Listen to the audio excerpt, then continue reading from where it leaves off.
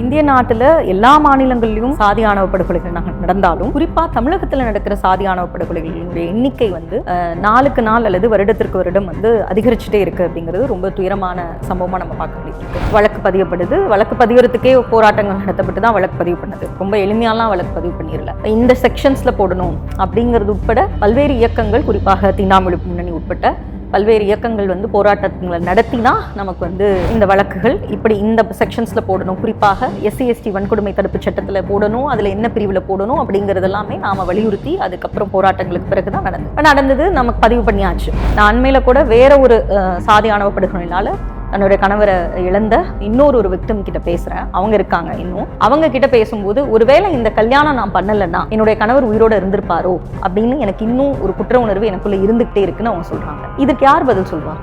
தார்மீகமா பாதிக்கப்படுகிறவர்களை பாதுகாக்க வேண்டிய பொறுப்பு அரசிடம்தான் இருக்கு. சமூக பிரச்சனையாக இருக்கிற இடங்கள்ல ஒருத்தவங்க தற்கொலை செய்யறது அப்படின்றது தானா விருப்பம் பட்டு தற்கொலை செஞ்சுக்கிறேன், அது அவங்களோட சுயநலமான முடிவு, அவங்களுக்கு எதிர்கொள்ற திராணியற்ற தெம்பற்று எடுக்கிறாங்க அப்படின்னு இல்லை, தற்கொலைகளுக்கு தள்ளப்படுகிறார்கள் அப்படிங்கிறத நம்ம உள்வாங்கிக்க வேண்டியது இருக்கு. டயலாக் தமிழர்களுக்கு வணக்கம். நம்மளுடன் இணைந்திருப்பவர் சமூகவியல் ஆராய்ச்சியாளர் சுசீந்திரா அவர்கள். மேம் வணக்கம். மேம், நீங்கள் இப்போ 2 நாளைக்கு முன்னாடி ஹிந்துவில் ஒரு கட்டுரை இருந்தீங்க சாதி ஆணவ படுகொலை பற்றி. இப்போ நம்ம சாதி ஆணவ படுகொலையில் இப்போ பள்ளிக்கரணையில் நடந்த ஷர்மிளா அவங்களோட விஷயமே எடுத்துக்கோமே, நம்ம நேராக போய் நாங்களாம் எங்கள் டீம்லேருந்து வெளியே போய் அவங்க நேரில் பார்த்து பேசியிருந்தோம். அவங்க ரொம்ப தைரியமாக தான் இருந்தாங்க. இதுக்கான போராட்டங்களை நாங்கள் பண்ணுவோம், அதுக்கு நாங்கள் தண்டனைகள் வாங்கி கொடுக்குற வரைக்கும் நாங்கள் போராட்டம்லாம் பண்ணுவோம்னு சொல்லி ரொம்ப தைரியமாக தான் பேசுகிறாங்க. இப்படி இருக்கிற சூழ்நிலை அவங்க சூசைட் பண்ணியிருக்காங்க. பொதுவாக சாதி ஆணவ படுகொலைகள் நம்ம எடுத்துக்கிட்டோம் அப்படின்னா, அதாவது இணையர்களை காதலித்து வேறு வேறு சமூக பிரிவுகளை சேர்ந்த இருவர் காதலித்து திருமணம் செய்யக்கூடிய சூழலில் ஒருத்தர் ஒடுக்கப்படுகிற சமூகத்தை சேர்ந்தவர்களாகவும், இன்னொருத்தவங்க நான் தலித்னு சொல்லக்கூடிய ஒடுக்குகிற அல்லது சோகால்டு மற்ற கம்யூனிட்டிஸை சேர்ந்தவர்களாகவும் இருக்கும் பொழுது ஆணவ படுகொலை என்பது நடத்தப்படுகிறது. இப்போ தமிழகம் பார்த்திங்கன்னா துயரத்திலும் துயரம் என்னென்னா, இந்திய நாட்டில் எல்லா மாநிலங்களிலும் சாதி ஆணவ படுகொலைகள் நடந்தாலும் குறிப்பாக தமிழகத்தில் நடக்கிற சாதி ஆணவ படுகொலைகளினுடைய எண்ணிக்கை நாளுக்கு நாள் அல்லது வருடத்திற்கு வருடம் அதிகரிச்சுட்டே இருக்குது அப்படிங்கிறது ரொம்ப துயரமான சம்பவமாக நம்ம பார்க்க வேண்டியது இருக்குது. அதுலேயும் பொதுவாக சொல்லுவாங்க, இப்போ சாதி ஆணவ படுகொலைகள் நடக்கும் பொழுது ஒரு குறிப்பிட்ட சில மாவட்டங்களில் அதிகமாக இருக்குது அப்படின்னு மட்டும் சொல்லிகிட்டே வருவோம் நம்ம. ஏன்னா நம்மளுடைய தரவுகளின் அடிப்படையில் நம்ம சொல்லுவோம், புள்ளி விவரங்களின் அடிப்படையில். ஆனால் இப்போ அப்படி இல்லாமல் சாதி ஆணவ படுகொலைகள் எல்லா மாவட்டங்கள்லையும், குறிப்பாக சொல்லணும்னா கிராமப்புற பகுதிகள், நகர்ப்புற பகுதிகள் அப்படின்னு இந்த டிவைடண்ட் கூட இல்லாமல் எல்லா பகுதிகள்லையுமே பரவிட்டு இருக்கு அப்படின்னு சொல்லிகிட்டே இருக்கலாம். ஏன்னா தொடர்ந்து சாதி ஆணவ படுகொலைகள் நடக்கிறதுக்கான காரணகர்த்தாவாக சாதியை தூக்கி சுமக்குகிற மனநிலையும், சாதியை தன்னுடைய அடையாளமாக, இன்னும் சொல்ல போகணும்னா அதை தான் தன்னுடைய மூலதனமாகவே, சமூக மூலதனமாகவே கருதுகிற ஒரு மனப்பான்மையும் எல்லா இடத்துலையும் ரொம்ப ஆழமாக வேரூண்டிட்டுருக்கு. அது கிராமப்புறம் நகர்ப்புறம்னு அல்லாமல் இன்னார்கிட்ட தான் அப்படின்லாம் இல்லாமல் இளைஞர்கள் மத்தியிலையும் அதிகரிச்சுட்டு வருது அப்படிங்கிறது ரொம்ப ஆபத்தாக இருக்குது. நான் ஏன் இவ்வளோ அவுட்லைன் இதெல்லாம் சொல்கிறேன் அப்படின்னா, நீங்கள் பள்ளிக்கரணையில் நடந்த சாதி ஆணவ படுகொலையில் ஷர்மிளா விஷயத்தில் பார்த்தீங்க அப்படின்னா, அவராது கொல்லப்பட்ட பிரவீன் அவர் ஷர்மிளாவினுடைய அண்ணனால் கொல்லப்பட்டிருக்காரு. அப்படிங்கிறப்போ அந்த ஷர்மிளாவினுடைய அண்ணன் பிரவீன் இவர்கள் எல்லாம் நண்பர்களாக இருந்திருக்காங்க அப்படிங்கிறத நம்ம பார்க்க முடியும். அப்போது இந்த கேஸில் நம்ம ரொம்ப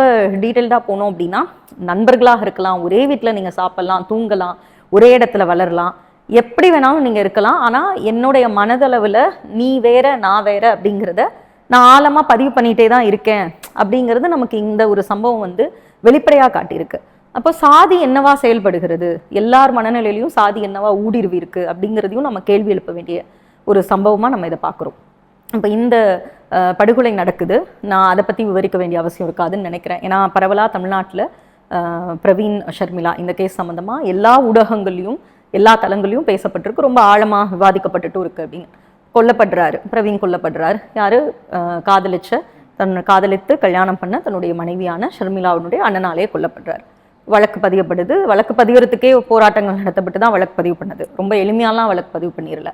இந்த செக்ஷன்ஸில் போடணும் அப்படிங்கிறது உட்பட பல்வேறு இயக்கங்கள், குறிப்பாக தீண்டாமை முன்னணி உட்பட்ட பல்வேறு இயக்கங்கள் போராட்டங்களை நடத்தினா நமக்கு இந்த வழக்குகள் இப்படி இந்த செக்ஷன்ஸில் போடணும், குறிப்பாக SC ST வன்கொடுமை தடுப்பு சட்டத்தில் போடணும், அதில் என்ன பிரிவில் போடணும் அப்படிங்கிறது எல்லாமே நாம் வலியுறுத்தி அதுக்கப்புறம் போராட்டங்களுக்கு பிறகு தான் நடந்தது.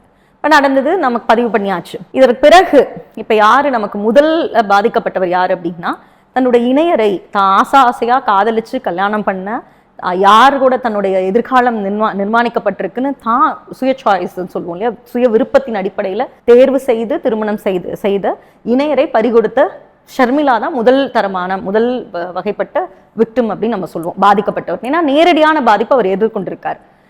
ஏன்னா நீங்கள் இந்த கொலை நடக்கிறதுக்கான ஒரு காரணமாக என்ன இருக்குது, அவங்க 2 பேரும் பண்ண கல்யாணம், திருமணம் அப்படிங்கிறது தான் இந்த கொலை நடக்கிறதுக்கான ஒரு அடிப்படை காரணமாக இருக்குது. அப்போ அந்த திருமணத்தில் இன்னொரு பங்குதாரராக யார் இருக்கா, ஷர்மிளா இருக்காங்க.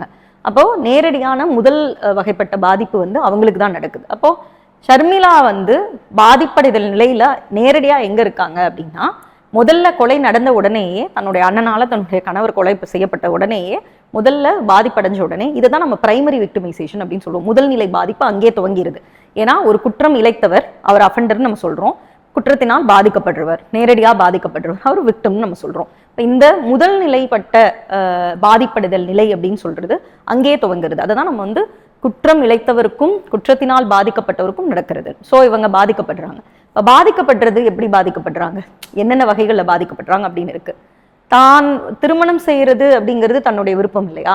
இந்திய நாட்டினுடைய எல்லா குடிமகன்களுக்கும் ஏற்றுக்கொள்ளப்பட்ட ஒரு அரசமைப்பு சட்டம் உறுதி செய்திருக்கிற தன்னுடைய சுயமாக தன்னுடைய திருமணத்தை தேர்வு செய்கிற உரிமையே தன்கிட்ட இருந்து பறிச்சு போகுது. அப்போ அது பறிச்சு போனதுக்கப்புறம் என்னுடைய விருப்பப்படி நான் என்னுடைய வாழ்க்கையை வாழ முடியாது அப்படிங்கிறது பல்வேறு விதமான பாதிப்படைதல் நிலையை அவங்களுக்கு உருவாக்கிக்கிட்டே வருது.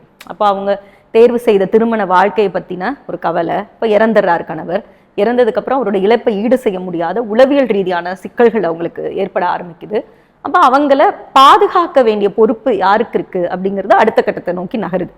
இந்த இடத்துல தான் நாம் சமூகவியல் குற்றவியல் கோட்பாடுகளின் அடிப்படையில் நம்ம பார்த்தோம்னா, இவங்களோட 2ஆம் நிலை பாதிப்படைதல் எங்கேருந்து துவங்குது அப்படின்னா, பொதுவாகவே நம்ம நிறைய கட்டங்களை சொல்லிகிட்டு இருப்போம். நம்ம இப்போது பாலியல் வன்முறைகளால் பாதிக்கப்பட்ட பெண்கள், குடும்ப வன்முறைகளால் பாதிக்கப்பட்ட பெண்கள், இன்ன பிற வன்முறைகளால், ஏதேனும் ஒரு வகைப்பட்ட வடிவத்தில் நிகழ்கிற வன்முறைகளால் பாதிக்கப்பட்ட பெண்கள், அந்த பெண்கள் அந்த குற்றத்தினை வரவழைச்சாங்க. அதாவது இன்வைட்டிங் அண்ட் அஃபென்ஸ் அப்படின்னு சொல்லுவாங்க.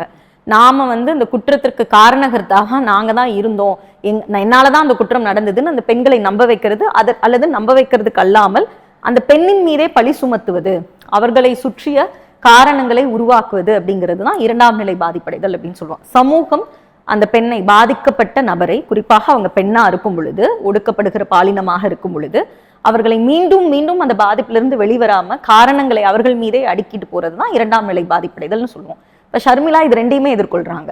ஏன்னா முதல்ல அவங்க கணவரை பலி கொடுத்துட்றாங்க. அதுக்கப்புறம் அவங்க இந்த சமூகத்தை எதிர்கொள்ளணும் அப்படிங்கும் பொழுது என்னென்ன மாதிரியான கேள்விகளை அவங்க எதிர்கொள்ள வேண்டியது இருக்கும் அப்படின்னு. பொதுவாக நான் அண்மையில் கூட வேற ஒரு சாதி ஆணவ படுகொலையினால தன்னுடைய கணவரை இழந்த இன்னொரு விக்டிம் கிட்ட பேசுகிறேன். அவங்க இருக்காங்க இன்னும். அவங்க கிட்ட பேசும்போது, ஒருவேளை இந்த கல்யாணம் நான் பண்ணலைன்னா என்னுடைய கணவர் உயிரோடு இருந்திருப்பாரோ அப்படின்னு எனக்கு இன்னும் ஒரு குற்ற உணர்வு எனக்குள்ளே இருந்துகிட்டே இருக்குன்னு அவங்க சொல்கிறாங்க. இதுக்கு யார் பதில் சொல்வா? உங்கள் விருப்பப்படி நீங்கள் ஒரு அடல்ட், உங்களுக்கு திருமண வயதை பூர்த்தி செய்திருக்கிறீங்க, உங்களுக்கு திருமணம் செய்கிற உரிமை என்பது உங்களுடைய தனிப்பட்ட உரிமை. சுய விருப்ப திருமணங்களை, லவ் மேரேஜ் ஆகட்டும், எனி மேரேஜ் நீங்கள் செஞ்சுக்க முடியும் அப்படிங்கிறத உங்களுக்கு சட்டம் பூர்வமாக நாம் இந்திய குடிமக்களுக்கு எல்லாருக்கும் வழங்கியிருக்கோம். அப்படிங்கிறப்போ இது ஒரு குற்றம் இல்லை, இதில் நீங்கள் ஏன் ஒரு குற்ற உணர்வுக்கு உள்ளாகிறீங்க அப்படின்னு நம்ம கேட்கணும்ல. ஆனால் அவங்கெல்லாம் ஒரு குற்ற உணர்வுக்கு உள்ளாகிறாங்களே, என்ன நான் இப்படி ஒரு கல்யாணம் பண்ணினால தான் எனக்கு இந்த மாதிரி பாதிப்பு ஏற்படுது, அல்லது இந்த கல்யாணம் நான் பண்ணலைன்னா என்னுடைய கணவர் உயிரோடையாவது இருந்திருப்பாரு அப்படின்னு அந்த குற்ற உணர்வை ஏற்படுத்துகிறோம்ல, நேரடியாகவும் மறைமுகமாகவும். இந்த பாதிப்புக்குள்ளேயே அவங்க உழண்டுட்டே இருப்பாங்கல்ல. இதோட நீட்சி தான் ஷர்மிளா உயிரிழந்திருக்கிறது. ஷர்மிளாவை நாம் எல்லோருமே சேர்ந்து, சமூகத்தினுடைய அனைத்து சமூக நிறுவனங்களும் அங்கங்களாக இருக்கிற நம்ம எல்லாருமே சேர்ந்து இந்த குற்ற உணர்விலிருந்து மீளாமல் அவங்கள அங்கேயே வச்சுட்டோம், தேக்கி வச்சுட்டோம். இந்த கல்யாணம் நடக்கலைன்னா இந்த பிரச்சனை இல்லை, இந்த பிரச்சனை இல்லைன்னா நான் நிம்மதியாக இருப்பேன், என்னுடைய ஆசை கணவரோட வாழ்ந்துட்டு இருப்பேன், அவர் நான் அவரை பறி கொடுக்க வேண்டிய சூழல் ஏற்பட்டுறதுக்கு இந்த கல்யாணம் ஒரு காரணமாக இருக்குது. இப்போ அட்லீஸ்ட் நான் அவரை கல்யாணம் பண்ணாமல் தூரத்தில் இருந்தாவது பார்த்துட்டு இருந்திருக்கலாம், எப்படியோ ஏதோ ஒரு வகையில் அவர் உயிரோடு இருந்திருப்பாரு. இப்படியா ஏதோ ஒரு எண்ணத்தை நானே இதற்கு காரணமாயிட்டனே அப்படிங்கிறத அவங்களுக்கு மறுபடியும் இன்டியூஸ் பண்ணிக்கிட்டே இருக்கும். அப்போ பாதிக்கப்பட்டவர் மேலேயே குற்றப்பழிகளையும் மறைமுகமாக சுமத்திக்கிட்டே இருக்கும். அதற்கான காரணங்களை அவர்கள் மீதே ஏற்றி வைத்துட்டே இருக்கும். நம்ம ஷர்மிளா எங்கே இருந்தாங்க? இறந்து போன தன்னுடைய கணவரனுடைய அப்பா அம்மா வீட்டில் இருக்காங்க. அவங்க அப்பா அம்மா வந்து இந்த பொண்ணை வந்து திட்டிருப்பாங்க, அல்லது இவங்களை ஏதோ ஒரு வகையில வந்து பாதிக்கிற ஒரு சொல்ல பயன்படுத்தியிருப்பாங்க, இப்படிங்கிறதெல்லாம் நம்ம பேசல. ஏன்னா அதெல்லாம் நம்ம பேசணும்னா நம்ம ஒரு கற்பனையிலேருந்து பேசுகிறோம், அதுக்கு எந்த ஃபேக்சுவல் எவிடன்ஸஸும் நம்மகிட்ட கிடையாது. ஆனால் அந்த சூழல் எப்படிப்பட்டதா இருக்குங்கிறத நம்ம எல்லாராலையும் உணர முடியும். ஒரு ஒரு கொலை நடந்த ஒரு வீட்டில் தன்னுடைய மகனை பறி கொடுத்திருக்க ஒரு பெற்றவர்களோடு அவங்க இருக்கும் பொழுது அந்த பாதிப்புலேருந்து அந்த பெற்றவங்களும் மீண்டு இருக்க மாட்டாங்க. அப்போ அப்படிப்பட்ட ஒரு இறுக்கமான சூழல்லையே ஷர்மிளா மீண்டும் தள்ளப்படுறாங்க. அப்போ அந்த வீடு அவருடைய பாதிப்படைதல் நிலையை இன்னும் வல்னரபிள் ஆக்கிட்டு இருக்குன்னு சொல்லுவோம், மோசமடைஞ்சிட்டே இருக்கு அப்படின்னு சொல்லுவோம். அப்போ ஏன் அவங்க அந்த வீட்டில் இருந்திருக்கணும்? அப்போ அந்த வீட்டில் ஷர்மிளா இல்லைன்னா வேற எங்கே இருப்பாங்க? தன்னுடைய பெற்றோர் வீட்டுக்கு போக முடியுமா? போக முடியாது. ஏன்னா அது குற்றம் செய்கிற வீடு, அந்த குற்றவாளியினுடைய பெற்றோரா அவங்க தான் இருக்காங்க. அப்போ அங்கேயும் போக முடியாது. அப்போ ஷர்மிளா எங்கே போவாங்க? எங்கே போய் அவங்க தங்குவாங்க? யார் அவங்களை காப்பாற்றுவாங்க? அப்படின்னா விக்டிமுக்கு பாதுகாப்பு ஒன்றும் தேவைப்படுது இல்லை? அப்போ அவங்களுக்கு என்ன மாதிரியான ஏற்பாடுகள் வந்து வசதிகள் ஏற்பட்டு? கட்டாயமா நான் தான் முதல் கேள்வியினுடைய தொடர்ச்சியாகவே இந்த கேள்வியும் நான் பார்க்குறேன், அதனால் நான் சேர்த்தே பதில் சொல்ல விரும்புகிறேன். அப்போ இந்த ஒரு பாதுகாப்பற்ற சூழல்ல ஏற்கனவே தனக்கு உளவியலாக இவ்வளோ சிக்கல்கள் இருந்துட்டுருக்கு, தன்னுடைய என்ன சொல்றது, சோகத்தையும் மீறி, வருத்தத்தையும் மீறி, அந்த துயரத்தையும் மீறி குற்ற உணர்வுக்குட்ட ஆட்பட்டு இருக்க ஒரு பாதிப்படைந்த ஒரு பெண்ணா அவங்க இருக்கும் பொழுது அந்த வீடோ அந்த குடும்பமோ ஒரு பாதுகாப்பான இடமா இல்லை, கருதவே முடியாது. இந்திய நாட்டில் பெண்களுக்கு முதல்ல எந்த இடம் உங்களுக்கு மிக மோசமான பாதுகாப்பு உத்தரவாதம் செய்யாத இடம் நீங்கள் சொன்னீங்கன்னா பட்டியலிட்டிங்கன்னா அதில் குடும்பமும் இருக்குது, வீடும் இருக்குது. ஒரு எந்த விதத்திலையும் நமக்கு வந்து பாதுகாப்பை 100% உத்தரவாதம் செய்யும் குடும்பம்லாம் நம்ம இந்திய நாட்டினுடைய குடும்பங்களை வந்து காட்டிடவே முடியாது. ஏன்னா நம்மளது குடும்பங்களில் இன்னும் ஆணாதிக்கமும் அதே மாதிரி சாதிய வன்மங்களும் இன்னும் அங்கங்கே ஏதோ ஒரு இடத்துல பரவிக்கிட்டே தான் இருக்குது. அப்போ அதில் குடும்பங்களுக்கு தனியாக வந்து இல்லை இந்த குடும்பங்கள் ரொம்ப பாதுகாப்பாக பெண்களை வச்சிருக்கு அப்படின்னா நம்ம சொல்ல முடியாது. ஏதோ ஒரு வகைப்பட்ட வன்முறைகளை குடும்பங்கள்லேருந்து தான் பெண்கள் எதிர்கொள்கிறாங்க. இப்போ அப்படி இருக்கும்போது அந்த குடும்பமோ வீடோ அவங்களுக்கு பாதுகாப்பான இடம் இல்லை. அப்போ எங்கே அவங்க போவாங்க அப்படிங்கிற இடத்துல தான் நாம் அரசினுடைய தலையிட்ட கேட்குறோம். ஏன்னா ஒவ்வொரு முறையும் பாதிக்கப்பட்ட பெண்களுக்கு பாதுகாப்பான இடமாக, இல்லங்களாக களத்தில் நிற்கிற அரசியல் இயக்கங்களோ அல்லது சமூக செயற்பாட்டாளர்களோ அவர்கள் மட்டும் இருக்க முடியாது. அவர்கள் வந்து தனிப்பட்ட முறையில் இவர்களை பாதுகாக்க வேண்டிய சமூக பொறுப்பு நமக்கு இருக்குது அப்படின்னு சொல்லி முன்னெடுக்கிற நடவடிக்கைகளாக அது இருக்கலாமே வெளிய, தார்மீகமாக பாதிக்கப்படுகிறவர்களை பாதுகாக்க வேண்டிய பொறுப்பு அரசிடம்தான் இருக்குது. அரசு கிட்ட தான் அந்த பொறுப்பை நம்ம வந்து விட்டுருக்கோம், நம்ம சட்டங்கள் விட்டுருக்கு. ஆனால் அரசு அந்த பொறுப்பை செய்கிறதா அப்படின்னா நமக்கு ஒரு கேள்வி இருக்கு. ஏன்னா அரசனுடைய அமைப்புகளில், நிர்வாக முறைகளில் இருக்கிற எல்லார்கிட்டையும் பரவி இருக்கிற சாதிய மனநிலை இதை செயல்படுத்த விடுதா அப்படிங்கிறது கேள்வியாக இருக்குது. இப்போ நாம் வந்து குற்றவியல் நீதி அமைப்புகளில் பல்வேறு விதமான பாதிக்கப்பட்டவர்களுக்கு வழங்கப்பட வேண்டிய ரெஸ்டரேட்டிவ் ஜஸ்டிஸ் அப்படின்னு நம்ம சொல்லுவோம், மறுசீரமைப்பு நீதி அப்படின்னு சொல்லுவோம். இப்போ நான் இருக்கேங்க, நான் உங்களை வந்து அட்டாக் பண்ணிடுறேன். நான் உங்களை அட்டாக் பண்ணுறது வந்து இப்போ கத்தி எடுத்து குத்திடுறேன்னு வச்சுக்கோங்க, உங்களுக்கு ஃபிசிக்கலி இன்ஜூர் ஆகுது. அது போக நான் ஏதோ ஒரு வகையில் உங்களுடைய எக்கனாமிக்கல் ரிசோர்ஸஸ் அழிச்சிடுறேன் அப்படின்னு வச்சுக்கோங்க, எக்கனாமிக் லாஸ் ஆகுது. இப்போ இந்த மாதிரி உங்களுக்கு ஃபிசிக்கலாக எக்கனாமிக்கலாக இப்படிலாம் உங்களுக்கு லாஸ் ஆகிறத ஏதோ ஒரு வகையில் ஈடுகட்டக்கூடிய, சரி செய்யக்கூடிய வகையில் உங்களுக்கு ஏதாவது ஒரு நிவாரணங்கள், ஏதாவது ஒரு வகையில் நீதி வழங்கப்படணும் அப்படிங்கிறத நம்மளோட குற்றவியல் நீதி அமைப்பே சொல்லுது. அதை தான் நம்ம வந்து ரெஸ்டரேட்டிவ் ஜஸ்டிஸ்குள்ளேயும் வைக்கிறோம், மறுசீரமைப்பு நீதிக்குள்ளேயும். அப்போ முதல்ல வந்து மறுசீரமைப்பு நீதியில் முதல் படிநிலையாக என்ன பார்க்குறோன்னா, உங்களுக்கு நான் இழைத்த குற்றத்திலிருந்து நீங்கள் முழுமையாக மீண்டு வர வேண்டும். அப்போ நான் உங்களை கத்தியில் குத்துறேன் அப்படின்னா உங்களுக்கு உடலில் ஏற்பட்ட காயத்திலேருந்து நீங்கள் முழுமையாக மீண்டு வரணும்னா உங்களுக்கு என்ன தேவை? மருத்துவ உதவிகள் தேவை. அதுக்கப்புறம் நான் உங்களுக்கு வேற விதமான பாதிப்புகளை ஏற்படுத்துகிறேன் அப்படின்னு சொல்கிறேன்னா, அந்த ஒவ்வொரு பாதிப்புகள்லையும் பங்கெடுக்கிற பங்குதாரர்களாக யாரெல்லாம் இருக்காங்களோ அவங்கெல்லாம் சேர்ந்து கூட்டாக செயல்பட்டு பாதிக்கப்பட்டவரை அந்த பாதிப்பிலிருந்து மீட்டெடுக்கணும் அப்படின்னு சொல்லுது. அப்போது நான் உண்டாக்குற, உங்களுக்கு ஏற்படுத்துகிற காயத்தையும் பாதிப்பையும் சரி செய்வதற்கு தனிப்பட்ட வகையில் என்னிடம் இருந்து ஒரு நீதியை எப்படி பெற்றுத்தரணுமோ அதே மாதிரி சமூகத்தினுடைய அனைத்து பங்குதாரர்கள்கிட்டையும் செயல்பட்டு நம்ம ஒரு கூட்டான நீதியை உத்தரவாதப்படுத்தணும் அப்படின்னு நம்ம சொல்கிறோம்.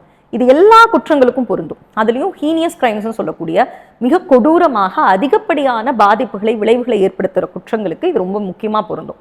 நம்ம சாதியாணவ படுகொலை வந்து ஹீனியஸ் கிரைம் இல்லையா, ரொம்ப மோசமான பாதிப்பை ஏற்படுத்தக்கூடிய குற்றம் தானே. அப்போ இதுக்கும் இது பொருந்தும் தானே.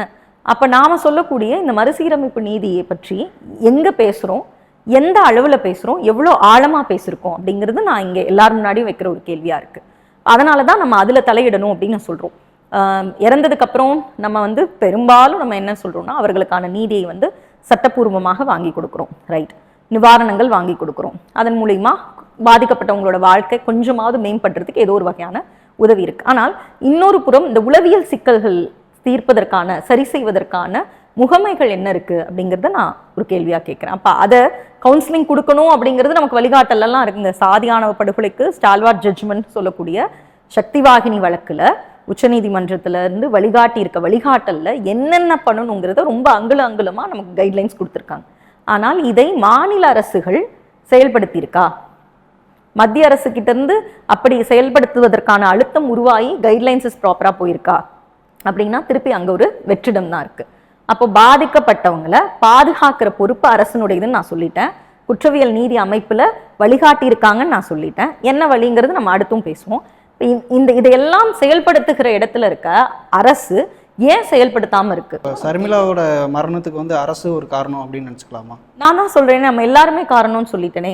நீங்க, நானே, நம்ம எல்லாருமே காரணம். ஏன்னா நம்ம எல்லாரும் என்ன பண்ணியிருக்கோம்? வேடிக்கை பார்த்துருக்கோம், இல்லைன்னா அதை பத்தி வருத்தப்பட்டு பேசியிருக்கோம்.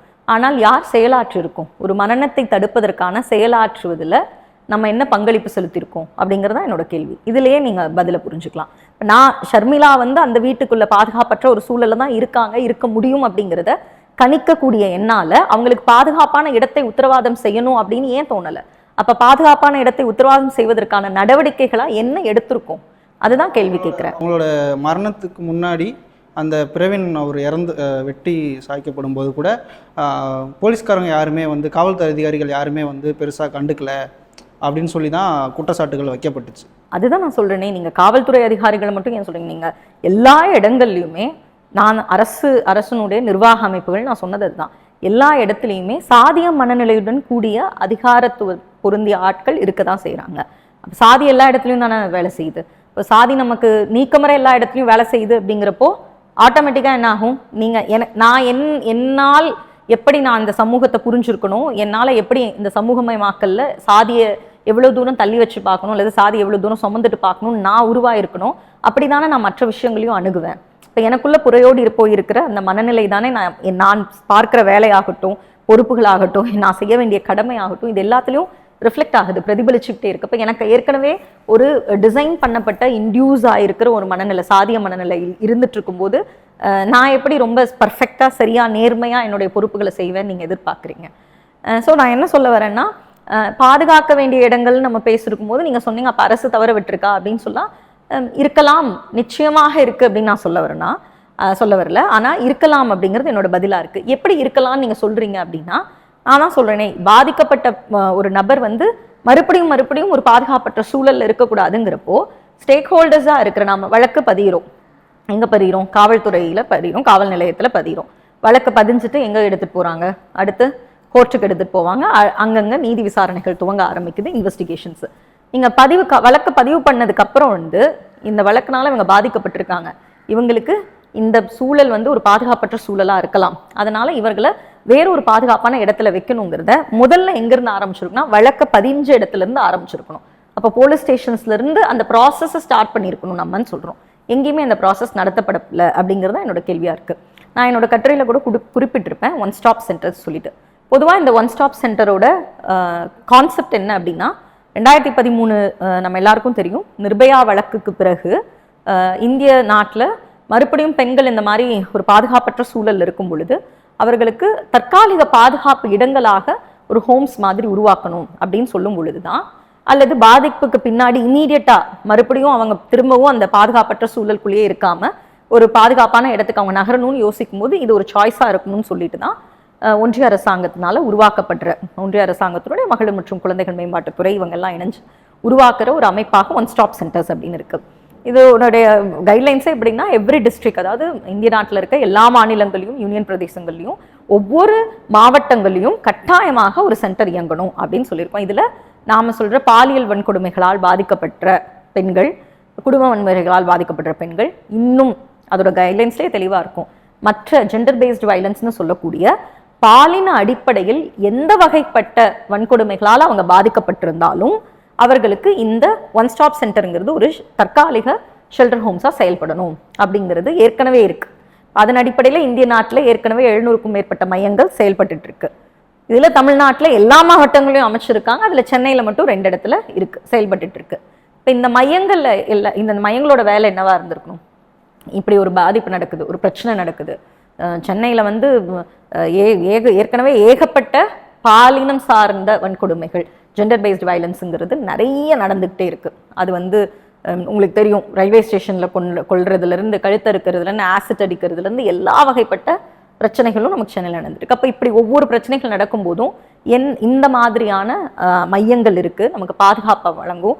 நம்ம வீட்டில் இருந்தால் நமக்கு பாதுகாப்பான சூழல் இல்லை அப்படிங்கிறப்போ வேற எங்கேயும் தங்க முடியாத சூழல் உருவாகும் பொழுது அரசனுடைய இப்படியான மையங்கள், இயங்கிட்டு இருக்க மையங்களில் பாதுகாப்பாக நாம தங்க முடியும் அப்படிங்கிறது எத்தனை பேருக்கு தெரியும்? இது பற்றிய விழிப்புணர்வோ இதை பற்றிய அதிகப்படியான செய்திகளோ பகிரப்பட்டிருக்கா அப்படின்னா திருப்பியும் ஒரு கேள்விக்குறியா இருக்கு. இப்போ இந்த மையங்கள் அரசே நடத்துது அப்படிங்கிறப்ப அரசுக்கு தானே கூடுதல் பொறுப்பு இருக்கு. ஷர்மிளா கேஸ்ல இறந்துட்டாரு, சுபாஷ் இறந்துட்டாரு. இப்போ ஷர்மிளாவை குறைஞ்சபட்சம் இன்டர்வென் பண்றதுக்காக நாங்க இருக்கோமா, நீங்க எங்களோட இருங்க, இங்க வந்து பாதுகாப்பா இருங்க அப்படின்னு சொல்றதுக்காகவாவது இந்த மையங்கள் செயல்பட்டு இருக்குன்னு ஒரு ரெப்ரசன்டேட்டிவ் போய் சொல்லியிருக்கணுமா இல்லையா? அப்ப யார் இதை செய்யறது? யாருமே செய்யல. இதை செய்வதற்கான சூழல்களை உருவாக்கவும் இல்லை. இதுதான் நம்ம கேள்வி கேட்கணும் திரும்ப திரும்ப. எல்லா சூழல்கள்லையும் அரசனுடைய பொறுப்பு ரொம்ப முக்கியம் நம்ம சொல்லிட்டு இருக்கோம். ஏன் சொல்றோம் அப்படின்னா, நீங்களோ நானோ கூட ஒரு ஃபேவரிசம் பிளே பண்ணுவோம்னு சொல்லலாம். எனக்கு வேண்டப்பட்ட இடத்துல வேண்டப்பட்ட வகையில நான் ஒரு வேலை செய்வேன் அப்படின்னு சொல்லலாம். ஆனால் அரசு என்பது மக்களுக்கானதா பொதுவானதா இருக்கும் அப்படிங்கும்போது தான் அரசு கிட்ட நம்ம திருப்பி கேட்கணும், உங்களோட பொறுப்பு அதுதானே, ஜனங்களை பாதுகாக்கணுங்கிறது தானே அப்படின்னு. இப்போ இதை செய்யலை. ஷர்மிளாவோட விஷயத்துல யாரும் போய் கேட்கவும் இல்லை, இன்டர்வென் பண்ணல. குறைஞ்சபட்சம் ஒரு 10-15 நாள் அந்த இடத்துல இருந்து அதுக்கப்புறம் அவங்க கூட பயணிக்கிற பல்வேறு இயக்கங்கள், அவங்கள பாதுகாக்கிற தன்னார்வலர்கள் அல்லது சமூக செயற்பாட்டாளர்கள், இவர்கள் எல்லாம் தொடர்ந்து அவங்க கிட்ட உரையாடிட்டு இருக்கும் பொழுது கூட அவங்க அந்த பாதிப்புல இருந்து மீண்டு வருவதற்கான சூழலை உருவாக்கி இருக்க முடியும். நம்ம குறைஞ்சபட்சம் அப்படியான அந்த குறைந்தபட்ச சூழலை கூட நம்ம உருவாக்கிக்கல அப்படிங்கிறது தான் அவங்களோட மரணத்திற்கு மிக முக்கியமான காரணமா இருக்கு. அப்போ அந்த மரணம் திட்டமிடப்பட்ட மரணமா அப்படின்னா இல்லை, ஒரு சூழல், ஒரு அழுத்தத்தின் காரணமாக உருவாகிற மரணம். ஆனால் அந்த சூழலையும் அந்த அழுத்தத்தையும் தவிர்த்திருக்க முடியும் அப்படிங்கிறப்போ நாம் அதை தவிர்க்காம அமைதியா எல்லாரும் வேடிக்கை பார்த்துட்டோம் அப்படின்றத நான் சொல்றேன். அப்ப இந்த மையங்கள், இப்படி எல்லா வன்கொடுமைகளுக்கும் இந்த மையங்கள் செயல்பட முடியும் அப்படிங்கிறத நம்ம பேசல. ரெண்டாவது, சக்திவாகினி வழக்குல நான் சொன்னேன் ஏற்கனவே, மாவட்டம் தோறும் ஒரு ஷெல்டர் ஹோம்ஸை உருவாக்குங்க அப்படின்னு கைட்லைன்ஸ்ல சொல்லியிருக்காங்க. எதுக்கு? சாதி ஆணவ படுகொலைகளால் ஏதாவது ஒரு வகையில பாதிக்கப்படுவாங்க அப்படின்னா அந்த பாதிப்பிற்கு முன்பாகவே, அதாவது நீங்க என்ன அட்டாக் பண்ண வரீங்க அப்படின்னா அட்டாக் நடக்க போகுதுன்னு தெரிஞ்சாலே, அதை நான் சென்ஸ் பண்ணாலே அதுக்கு முன்பாகவே அந்த ஷெல்டர் ஹோம்ல நான் போய் தங்கிக்க முடியும் அப்படிங்கிற வகையில் அந்த ஷெல்டர் ஹோம்ஸை உருவாக்கணும்னு சொன்னாங்க. அப்படி தமிழ்நாட்டில் எத்தனை ஷெல்டர் ஹோம்ஸ் இயங்குதுன்னு சொல்லுங்க பார்ப்போம். நம்மகிட்ட டேட்டாவே இல்லை, ஏன்னா இயக்கப்படலை. இப்போ இதெல்லாம் இயங்காததுக்கு என்ன காரணமா இருக்க முடியும்? யார் காரணமா இருக்க முடியும்? இந்த கேள்விகளுக்கெல்லாம் தான் நம்ம ரொம்ப ஆழமா பதில் தேட வேண்டியது இருக்கு. இதை தேடலை அப்படின்னா இந்த ஷர்மிளா மட்டும் இல்லை, இன்னும் பல சாதி ஆணவ படுகொலைகளால் பாதிக்கப்படுகிற, கொல்லப்படுகிற ஆண்கள் இருக்காங்க, அவர்களோட இணையர்களா மனைவிகளா பெண்கள் இருக்காங்க, அந்த பெண்கள் பாதிக்கப்பட்டுட்டே இருக்காங்கன்னு நம்ம சொல்லுவோம். இன்னொரு வகையில சரி, இப்படி நான் ரிவர்ஸா கேட்குறேன் மேம், இப்போ நீங்க அந்த கேள்வி கூட கேட்கலாம். நான் இப்போ பாதிக்கப்பட்டவங்க ஆணா இருந்திருந்தால், ஒருவேளை பெண் படுகொலை செய்யப்பட்டுட்டாங்க, ஆண் இருக்காரு, இன்னும் உயிரோடு இருக்காரு அப்படின்னா ஆண்களுக்கு என்ன பாதுகாப்பு, என்ன மாதிரியான அமைப்புகள் இருக்கு அப்படின்ற கேள்வியும் நமக்கு பேரலா வரும். அதற்கும் சேர்த்தே தான் நான் பதில் சொல்றேன். One stop centres gender based வயலன்ஸ்ல விமனுக்கு மட்டும் ப்ரொடெக்ஷன்ஸ் இருக்கு அப்படின்னா, இப்போ மென் எங்க போவாங்க அப்படின்னா அதுக்கு தானே இந்த ஷெல்டர் ஹோம்ஸ் கேட்குறோம். அதை தானே சக்திவாகினி கேஸ்ல கைட்லைன்ஸ் கொடுத்துருக்கு அப்படின்னு. ஒன்று ஆல்ரெடி இருக்கிற சிஸ்டத்தை யூஸ் பண்ணுங்க, இல்லைன்னா உருவாக்குங்கன்னு நமக்கு ஏற்கனவே கைட்லைன்ஸ், நமக்கு ஏற்கனவே வழிகாட்டப்பட்டிருக்கிற ஒரு புது விஷயத்த நீங்க உருவாக்குங்க அப்படின்னு நம்ம சொல்றோம். இதையும் நான் உருவாக்க மாட்டேன், ஏற்கனவே இருக்கிறதுலையும் செயல்பாட்டில் சிக்கல்கள் எனக்கு இருக்கு அப்படின்னா கட்டாயமா ஆணோ பெண்ணோ யாரையுமே நம்ம பாதுகாக்க போறது இல்லை, எல்லாரையுமே நம்ம பலி கொடுத்துட்டு தான் இருப்போம் அப்படிங்கிறத நான் தெளிவா பதிவு பண்ணிக்கிறேன். ஆக நாம எல்லா இடங்களையும் தலையிட வேண்டியது இருக்கு.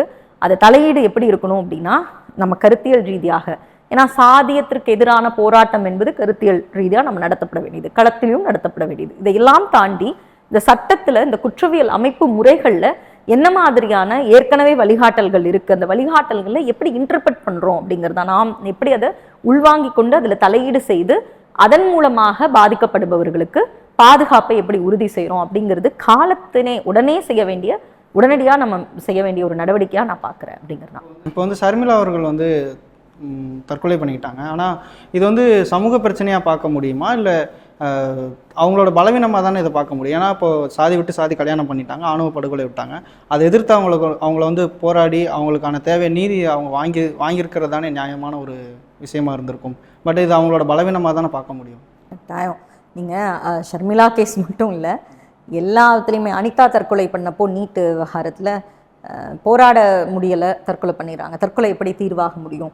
இப்படி எல்லாமே நம்ம பேசிகிட்டே தான் இருக்கோம். நான் சொல்கிறேன், இந்த மாதிரியான சமூக பிரச்சனைகள், சாதிய ஆணவ படுகொலை என்பது ஒரு சமூக பிரச்சனை. அந்த மாதிரியான சமூக பிரச்சனைகளில் நீட் நீங்கள் நீட் விவகாரம்லாம் நம்ம பேசணுன்னா கல்வி அமைப்பு முறைகளில் இருக்கிற பிரச்சனைகள், அதுவும் சமூக பிரச்சனையுடைய ஒரு தொடர்ச்சியாக தான் இருக்குது. எல்லாம் பார்க்க முடியுது. இது எல்லா இடத்துலையும் சமூக பிரச்சனையாக இருக்கிற இடங்களில் ஒருத்தவங்க தற்கொலை செய்கிறது அப்படின்றது தானாக விருப்பம் பட்டு தற்கொலை செஞ்சுக்கிறேன், அது அவங்களோட சுயநலமான முடிவு, அவங்களுக்கு எதிர்கொள்கிற திராணியற்ற தெம்பற்று எடுக்கிறாங்க அப்படின்னு இல்லை. தற்கொலைகளுக்கு தள்ளப்படுகிறார்கள் அப்படிங்கிறத நம்ம உள்வாங்கிக்க வேண்டியது இருக்குது. ஏன்னா என்னால் இனிமேல் இந்த சமூகத்தை எதிர்கொள்ள முடியாது, இந்த பாதிப்பிலிருந்து நான் மீளவே முடியாது அப்படிங்கிற அவநம்பிக்கையை இந்த சமூகமாக நாம் எல்லோரும் வழங்கி இருக்கிறோம். அப்போ நம்ம எல்லாரும் வழங்கி நம்ம ஒரு அவநம்பிக்கையில் அவ்வளோதான், அவங்க வாழ்க்கையே முடிஞ்சு போச்சு, இதுக்கு மேலே நீ உயிரோடு இருந்து என்ன பண்ண போறேன்னு ஒரு அவநம்பிக்கையை விதைச்சிட்டு அவங்களா விருப்பப்பட்டு தற்கொலை செஞ்சுக்கிறாங்கன்னு சொல்றது அபத்தம் இல்லையா? நாம் எல்லோரும் தான் பொறுப்பேற்றுக்கணும். அதனால தான் சொல்றேன், மரணிச்சிட்டு இருக்காங்க அவங்க, ஆனால் அந்த மரணத்துக்கு காரணகர்த்தாவா நாம் எல்லாம் இருக்கும். நம்ம எல்லாரும் அந்த காரணகர்த்தாவா இருந்துட்டு அதை உங்க சுயநலமா தேர்ந்து செய்து அவங்களுக்கு முடியாம எதிர்கொள்ள முடியாம இறந்துட்டாங்கன்னு சொல்ல முடியாதுங்க. அது அபத்தம். அதனால அப்படி அந்த மரணத்தை மீண்டும் நாம கொச்சைப்படுத்த வேண்டாம். அந்த மரணங்களுக்கெல்லாம் நாம பொறுப்பெடுத்துக்கிட்டா மட்டும்தான் இப்படிப்பட்ட மரணங்களை நாம் தலையிட்டு தடுத்திருக்க வேண்டியங்கிற குற்ற உணர்வு நமக்கு வந்தா மட்டும்தான் நாம ஏதாவது ஒரு வகையில சமூக செயலாற்றுவோம்னு நான் நம்புறேன். ஆணவ கொலைகளுக்கு இது மாதிரி சாதி ஆணவ கொலைகளுக்கு தனி சட்டம் இயற்றணும் அப்படின்னு சொல்லி நிறைய பேர் நிறைய சங்கங்கள் போராடிக்கிட்டே இருக்கு. அது எதுக்காக அந்த தனி சட்டம் கொண்டு வரணும்னு நினைக்கிறேன்? பொதுவாக நான் சொன்ன மாதிரி தான், இப்போ நான் உங்களை கொல்றேன் அப்படின்னா அதெல்லாம் என்னவா வரும் அப்படின்னா, நீங்கள் கொலை முயற்சி அல்லது கொலை அப்படின்ற ஏற்கனவே குற்றவியல் குற்றங்களில் என்னெல்லாம் இருக்கோ அந்த குற்றத்தின் அடிப்படையில் தான் இதுவும் பாவிக்கப்படுது. நான் சாதி ஆணவ படுகொலைகளில் சாதி காரணகர்த்தாவாக இருக்குது.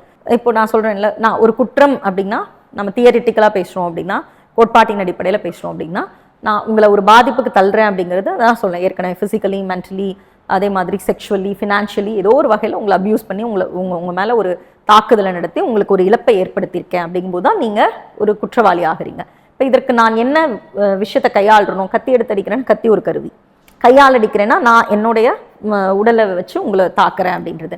இது இந்த மாதிரி கருவிகளாக என்னென்ன இருக்குன்னு நம்ம ஒரு பட்டியலிடுவோம். இதில் சாதி ஒரு கருவியாக இருக்குது அப்படிங்கிறது இந்திய நாட்டில் எல்லாருக்கும் தெரியும். சாதியின் காரணமாக தான் கொல்லப்படுறாங்க அப்படிங்கிறது எல்லாத்துக்கும் தெரியும். ஆனால் இது எங்கேயுமே குற்றவியல் நடைமுறைகளுக்குள்ள உள்வாங்கிக்கப்படவே இல்லையே. அப்படி உள்வாங்கிக்கப்பட்டு அந்த குற்றத்திற்கான தண்டனை என்பது வழங்கப்படுகிறதுன்னு நம்ம பார்க்கவே இல்லையே. உங்களுக்கு தெரியும், SC/ST வன்கொடுமை தடுப்பு சட்டங்கள் வரும் பொழுதெல்லாம் நாம் நான் பிறப்பின் அடிப்படையில் இந்த சாதியில் பிறந்ததுனாலேயே என்னுடைய சாதிய அடையாளத்தின் காரணமாகவே என் மீது வன்கொடுமைகள் நடத்தப்படுகிறது அப்படிங்கிறதுனால தான் நான் இதை குறிப்பிட்டு அந்த ஒரு பிரிவின் கீழே சேர்க்க சொல்கிறேன் அப்படின்றத நம்ம ரொம்ப வலியுறுத்தி பேச வேண்டியது. இப்போ இதில் ஒரு சமூக நீதி கோட்பாடு இருக்குது. அப்போ மீண்டும் இந்த சாதி ஆணவ படுகொலைகளில் சாதியமும் பாலினமும் காரணமாக இருக்கும் பட்சத்தில் அது ஜெண்டர் பேஸ்டு வயலன்ஸானா ஆமாம், அதே நேரத்தில் காஸ்ட் பேஸ்டு வயலன்ஸானா ஆமாம், ரெண்டுமே மிக முக்கிய காரணகர்த்தாவாக இருக்கிற இடத்துல இதற்கான தனி சிறப்பு சட்டம் என்பது வேண்டப்பட வேண்டியதாக இருக்குது. கட்டாயம் நாம் எடுத்துகிட்டு வரணும். அப்படி இல்லைன்னா இதை பொதுமைப்படுத்தி நீங்கள் ஏற்கனவே இருக்கிற பொதுவான குற்றவியல் குற்றங்களோட பட்டியலில் இதை சேர்த்து அதற்கான தண்டனைகளோட கொடுக்கும் பொழுது இமீடியட்டாக நாம் இந்த சாதியத்தின் அடிப்படையில் கொலை செய்கிற பாதகங்களை விளைவிக்கிறவங்களுக்கு இது ஒரு பிரச்சனை இல்லை. ஏற்கனவே நீங்கள் இருக்கிற குற்றவியல் சட்டத்தில் இருக்கிற ஓட்டைகளை பயன்படுத்தி நான் தப்பிச்சிட முடியும் அப்படிங்கிற பார்வை மட்டும்தான் இருக்கே ஒழிய இதற்கான உடனடியான சட்டப்பூர்வ நடவடிக்கை எடுக்கப்பட்டு அதனுடைய கோர்ட் ப்ரொசீடிங்ஸ்னு சொல்கிறோம் இல்லையா, அதாவது எந்த இடத்துல நாங்கள் தலையிட்டு உடனடியான தீர்வை, உடனடியாக நீதியை வழங்கக்கூடிய வேலைகளை பார்க்கணும் அப்படின்னா தனி சிறப்பு சட்டம் வந்தால் மட்டும்தான் அது முடியும். அப்படி இல்லை அப்படின்னா நானா சொல்கிறேன்ல 10-11 அதோட இதுவும் ஒன்று அப்படிங்கிற மாதிரி ஏற்கனவே இருக்கிற குற்றவியல் நடைமுறைகளோடு போடும்பொழுது இதற்கான நீதி தாமதமாக்கப்படுகிற நீதி உங்களுக்கு தெரியும், அது மறுக்கப்படுகிற நீதியாக பல இடங்களில் போகிறதுக்கான வாய்ப்புன்னு இருக்குது. ஒவ்வொரு வழக்கும் நீங்கள் இப்போ போராடுறவங்களை போய் கேட்டிங்கன்னா தெரியும். கோகுல்ராஜ் அண்மையில் கோகுல்ராஜ் வழக்கில் நமக்கு தீர்ப்பு வந்திருக்கு. இந்த மாதிரி நீங்கள் அரியலூரில் தலித் சிறுமி பாதிக்கப்பட்டதில் இப்போ தான் அதுலேயும் கீழ்கோர்ட்டில் தான் தீர்ப்பு வந்திருக்கு. இன்னும் அடுத்தடுத்த கோர்ட்டுகள் மேல் கோர்ட்டுகளுக்கு அப்பீல் போகும். இந்த மாதிரி ஒவ்வொரு வழக்குலையும் நீங்கள் எடுத்துக்கிட்டிங்கன்னா அந்த சட்ட போராட்டத்துக்கு இருக்கிற காலம் இருக்குல்ல, 7 வருஷம் 8 வருஷம் 10 வருஷம் அப்படின்னு இதற்குள்ள சாட்சியங்கள் அழிச்சிருது, சாட்சியங்கள் பிறல் சாட்சிகளாக மாறிடுறது. அதுக்கப்புறம் நீங்கள் ஏற்கனவே இருக்கிற அந்த போராட்டத்தை நடத்துகிற வலுவை இழந்து போகிறது, பாதிக்கப்பட்டவங்க எவ்வளவு ஆழம் இன்னும் நான் போராடுறது, இதுக்கு மேலே இந்த போராட்டத்தில் ஜெயிப்போங்கிற நம்பிக்கையே எனக்கு இல்லை அப்படின்னு நம்பிக்கை இழந்து போகிறது, இப்படி எல்லாமே நடக்கிறதுக்கு அப்போ இந்த நீதி தாமதிக்கப்படுறதுலாம் நிறுத்தப்படணும்னா உடனடியான ஒரு சட்டம் இருந்தது அப்படின்னா அந்த சட்டத்தின் அடிப்படையில் நம்ம நடவடிக்கை கூற முடியும் இல்லையா. அதனால தனி சிறப்பு சட்டம் என்பது அவசியம் வேண்டப்பட வேண்டிய ஒன்று. அதனால தான் அரசியல் இயக்கங்கள் செயற்பாட்டாளர்கள் தொடர்ந்து அதற்கான கோரிக்கையை முன்வைக்கிறாங்க. ஆனால் இன்னும் நம்மளுடைய அரசுகள் அதற்கு செவி சாய்க்காம கவனம் செலுத்தாமல் இருக்கிறதுங்கிறது ரொம்ப துயரமான ஒன்று தான். அதுவும் நான் சொன்ன மாதிரி அதிகரிச்சுட்டு வர இந்த மாதிரி ஒரு ஹீட் ஆஃப் த மொமெண்ட்னு சொல்லுவோம், தொடர்ந்து இதை அதிகரிச்சுக்கிட்டே இருக்கிற ஒரு சூழலையும் கூட இதை பற்றிய சட்டங்களை உருவாக்குவதற்கான எந்த முன்னெடுப்புகளும் நடக்காமல் இருக்கிறது வருத்தம் அளிக்கிறது. அதை அரசுகள் உடனடியாக செய்யணும் அப்படிங்கிறது எல்லா இயக்கங்கள் போல என்னோட தனிப்பட்ட கோரிக்கையாகவும் கூட இருக்குது அப்படின்னு சொல்லலாம். இவ்வளோ நேரம் உங்களோட கருத்துக்களை பகிர்ந்ததுக்கு ரொம்ப நன்றி மேம். நன்றி.